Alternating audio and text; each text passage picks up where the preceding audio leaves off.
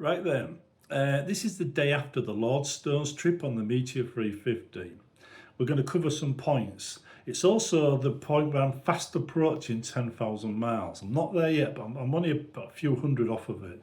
So there's a few issues that you expect to turn up on a bike that you've done 10,000 miles on, usually wear and tear issues.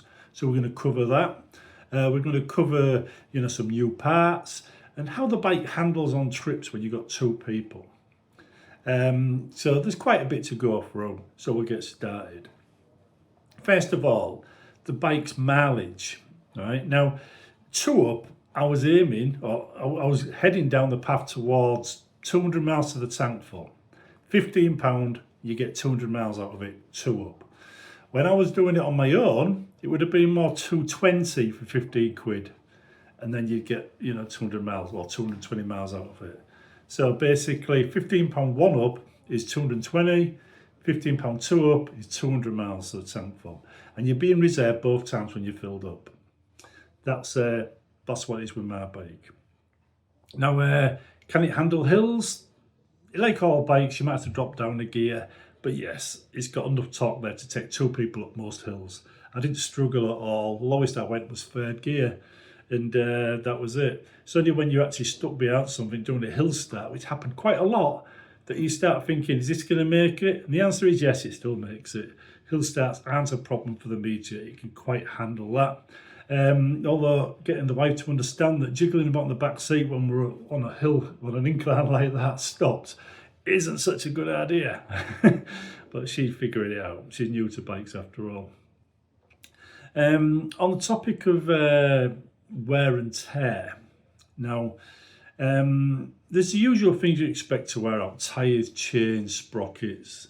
These are the things that I'm finding I need to look at. The tyres are still good on my bike, that 10,000. I've heard somebody suggest, that they got 12,000 out of their tyres. I am thinking of replacing mine though. I'll go into that in a minute. They're technically all right, but I am thinking of replacing them. The sprocket, the front sprocket is showing definite signs of wear. I'm on my second chain now. The second chain is now loose. After the ride yesterday, I could hear it skipping, a bit. So I thought, yeah, probably need to replace both sprockets and the chain. That'll be about £125-ish, something like that, from Hitchcock's, with tax. That's if you go for the gold chain, which I will be. The one I've got on it right now is a fairly cheap one. I fitted a couple of years ago. But like I said, this is my workhorse bike. I use the Meteor all the time, so it's done its fair bit of pulling and towing, but you know what I mean. It's a fair bit of work. It's gone from fairly long journeys with a certain amount of weight on the back, and it's not done too bad. It's handled everything. So yeah, I would say the chain, sprockets, tyres are the main things. Obviously, you've got to change the oil roughly every 3,000 miles, which I would say is a must. When you change the oil, the bike just performs better. The bike does love being hot, and it seems to be more revvy, more racy when it's hot.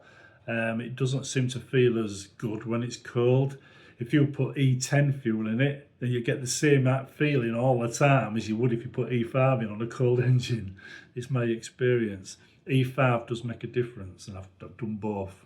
So people are laughing at that. That's your opinion. I'm still using E5.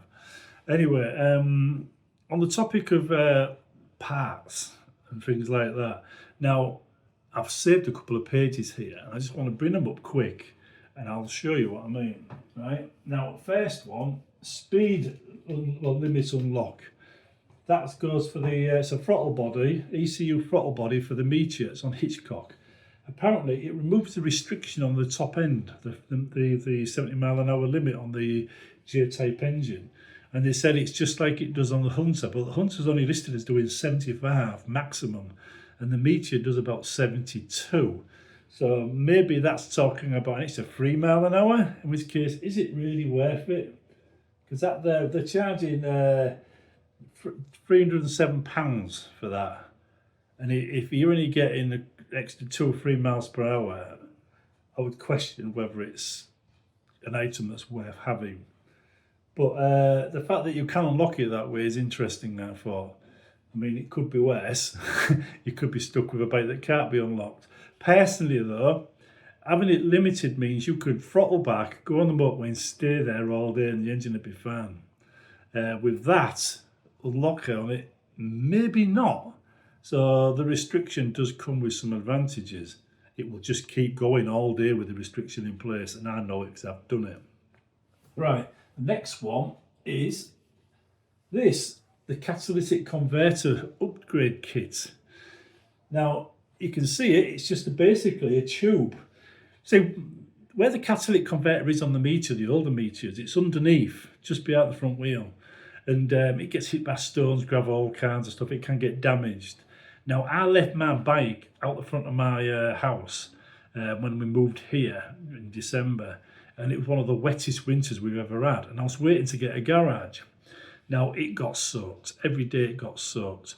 Before that, it was quite decent. It was in decent condition. After that, it's rusty. It's looking a bit past its time. It's not looking at its best. And that was one winter in the rain, right? So, but that was where the water would settle. It'd run down to that point and just rust whatever was there. So the old converter thing was always going to have a time limit on it. A timer before it just disintegrates into rust, basically.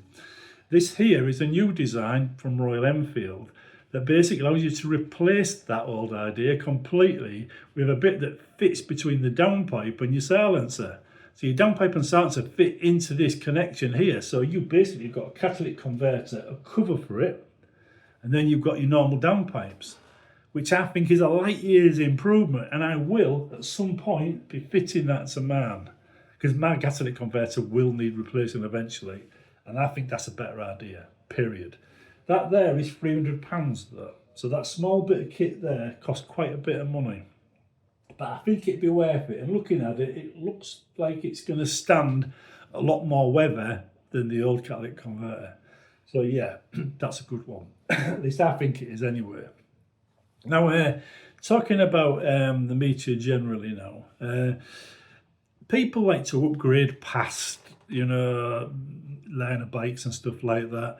They like to upgrade all the way to the top. There's a thing about the licensing laws, because you've got to take your test at regular steps when you're younger before you can get to a big bike. Everybody thinks in order to be a fully licensed biker, you need to have a 1200cc and an A license. I've got a full license. I passed my test in '84 before all the newfangled things came in, and I still prefer the 650s and 350s. It's just my preference. Anyway, we're going to leave it there. I just wanted you to know, right, that the Meteor can handle everything I've thrown at it in all kinds of weathers, and the upgrades up here should start improving the bike as well. See you in the next one.